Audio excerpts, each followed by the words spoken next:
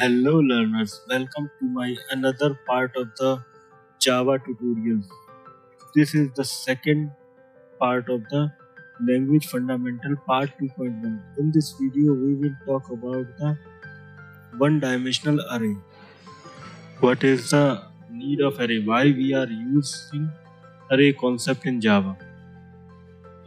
If we want to store number of values, then we need array concept. And we can store n number of values in a single variable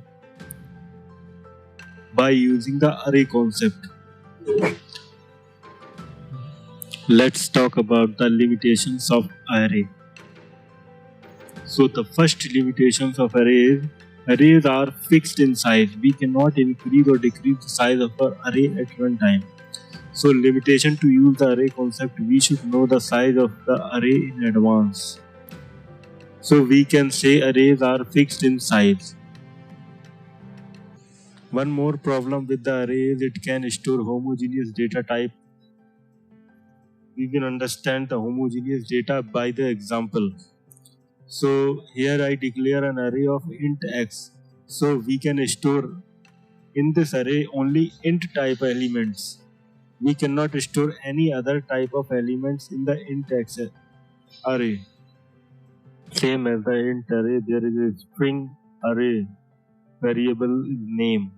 So in this array we can store only string type of data elements. So to overcome this problem, we use the collection concept. So the collection concept we will understand in detail in the collection concept video. So we will understand the basic definitions of arrays.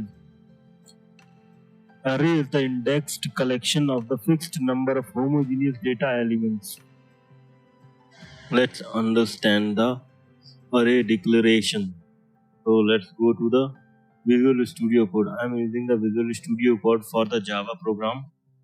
You can watch my video to configure your Visual Studio for the Java development. I have given the link in the description.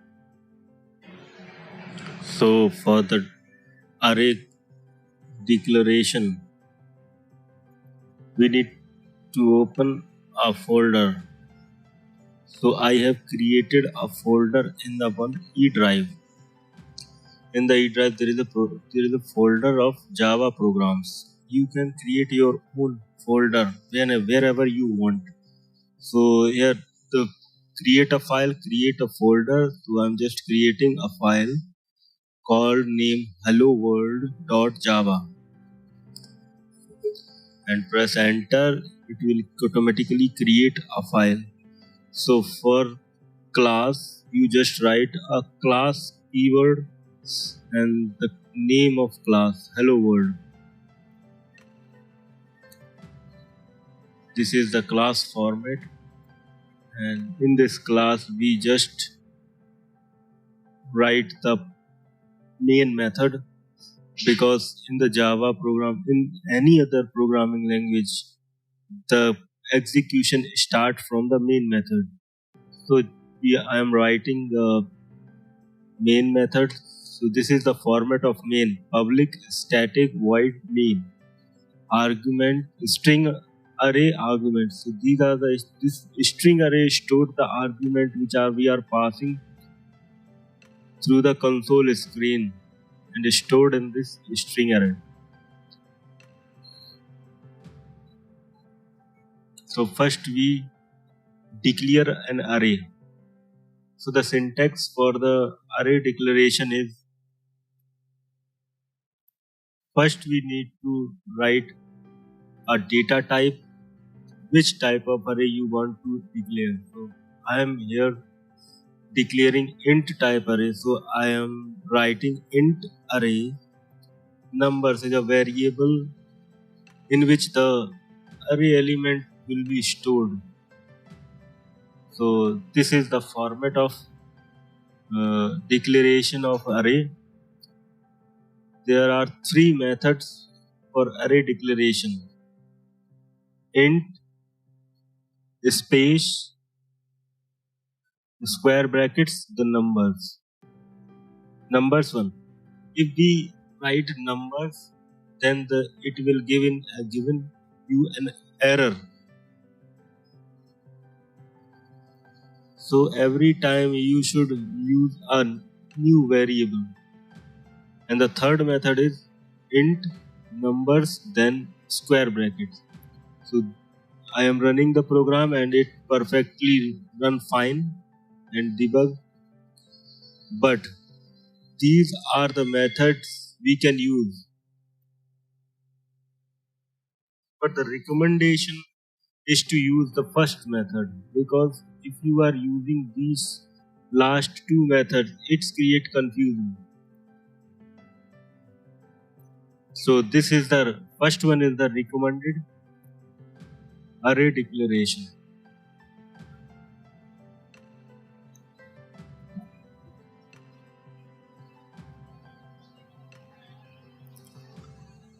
And the standard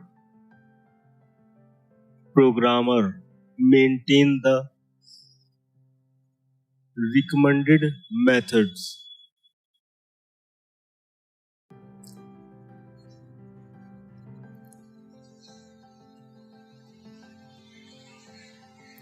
In the later we will discuss about the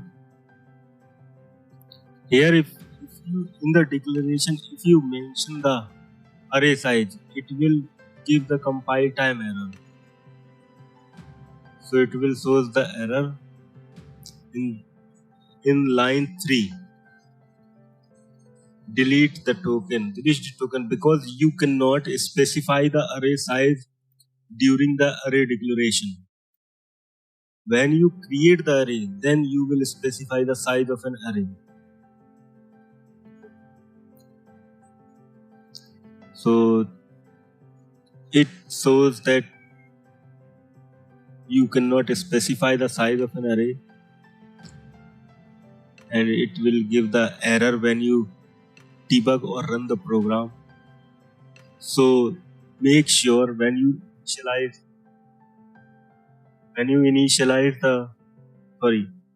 declare an array, you can't mention the size of an array. So in the next section we will talk about the array creation. We learn the array declaration. So in the array creation, it is the same as the array declaration. Which type of array we declare, the same type of array we have to create. So there is a keyword new. By this keyword we create a new object. We create an object for int type array. Here the size is must have to declare. So I have declared the array of int type of size 10. So this is the array.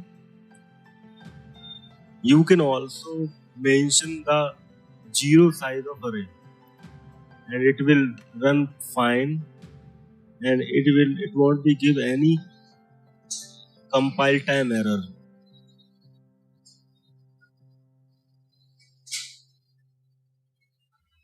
If you mention the negative index of an array or length of an array, it will give the compile time error.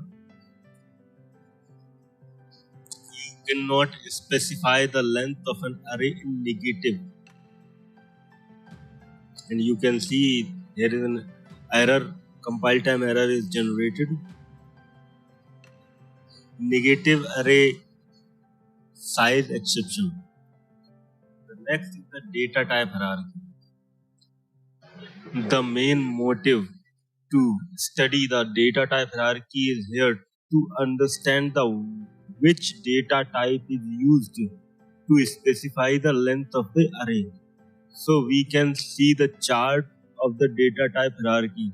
So byte to short to int to long to float to double, and the character to int. So this is the hierarchy of data type. we can assign the data type which is written before the int to the int. So these are the only data type which we can use to specify the length of the. These are the data type which we can use to specify the array.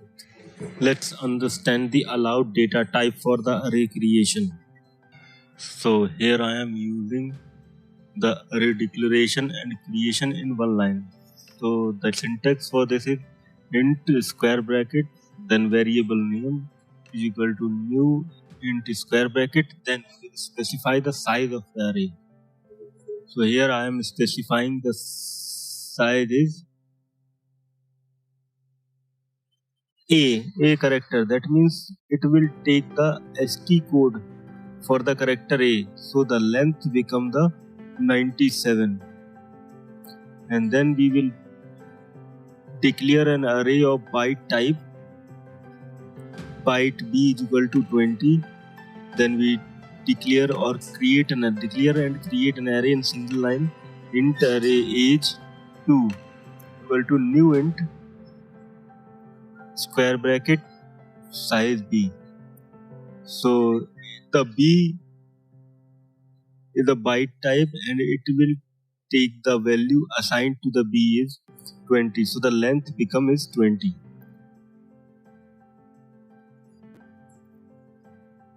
Then we will declare a sort type variable and assign the value is 120.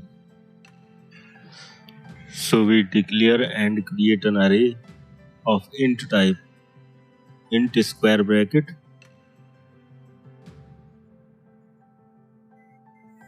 age 3 equal to new int a, new int s.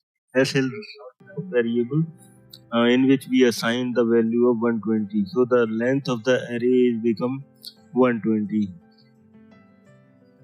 So these are the allowed data types for specifying the array length. So here we take another data type is long. We declare a long type variable long L is equal to equals to 10. Then we declare and create an array instance that is int square bracket age 4 is equal to int L. So L is the long type and its size is 10. So the array length is become 10.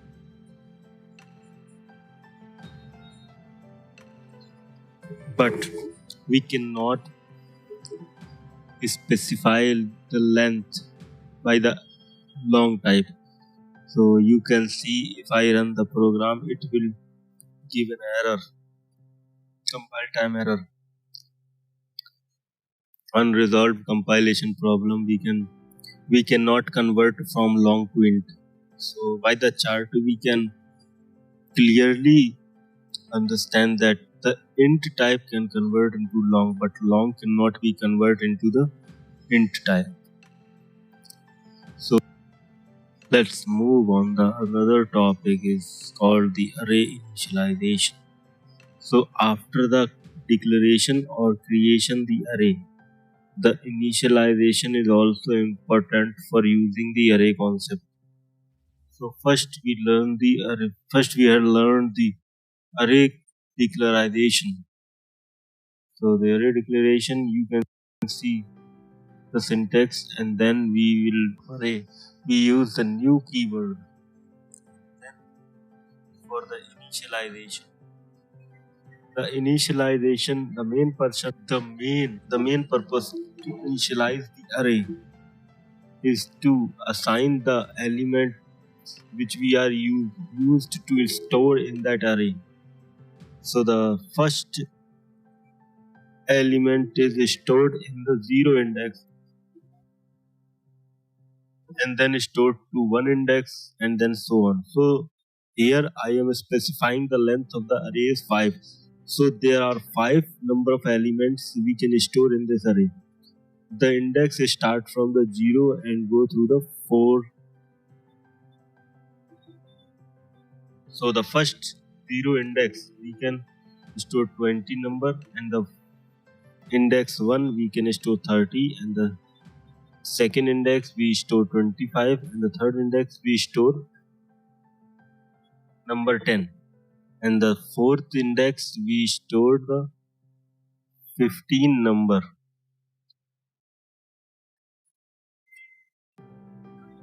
And for verifying that the elements are stored in the array, we need to print that array to the console. So printing the array is using for loop or for each loop. There are two loops provided to print the array. First is the for, the second is the for each. So I am using for each loop. So the syntax for the for each loop you can see: for bracket int I and then semicolon numbers. So these numbers is the array we are specifying in our program, and the int is the int I is a local variable which can be used for the loop. So one by one we can print the item on the console screen. So I am writing print. So these elements are printed in the single line. If we are writing print ln, then the elements are printed in the new line. So if run the program, it will print the array with the new line. So you can see in this program, so the elements are printed with the new line. So the next topic is array declaration, creation and initialization in one line. So here we declare and create and initialize the array in single line. So the syntax for this: int square bracket numbers, then equals to curly braces, then we specify the element separating by the comma. So the number of element we specify here will become the size of the array. So in single line there is no need to specifying the size of the array, because the initialization of the element will specify the size of the array. So by using the for loop we can print the array. The first element is stored in the 0 index and the last element is stored in the length -1. That means if the array size is 5, then the last element is stored in the 4th index. So by the using for loop, for each loop you can print this array. The next topic is the anonymous array. To understand the anonymous array concept, we need to write a class name hello world, and there is a specifying the main method. But after the main method we create a method which generate the sum of the given numbers. So the method name is sum. In the sum method argument we declare an int type array. The numbers. The variable for the array is num. In the method we will declare a int variable total to store the sum of the array elements. So I am using the for each loop for calculating the total. So int I is the local variable. Here we write the syntax for creating the total. Total is equal to total plus I. By this, each loop will take an array element one by one and add to the total variable. So after completing the for loop, the total variable stored the sum of the array elements, and then at the last the loop it will print the total value of the array element.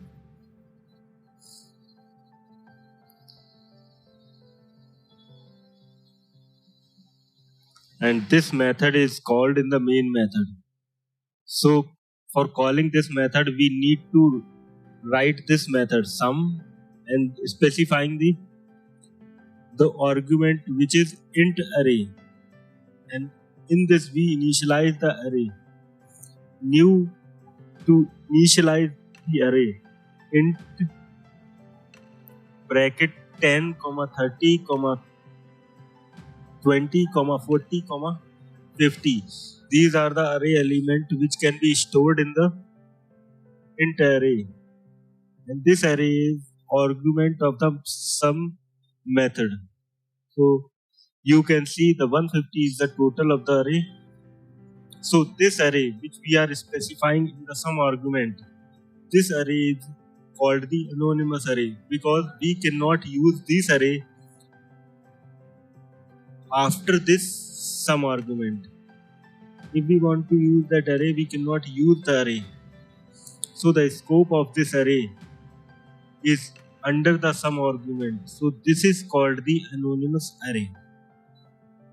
In the next video, we will talk about the length versus length method. So thanks for watching. Please like and subscribe my channel for getting upcoming video notifications.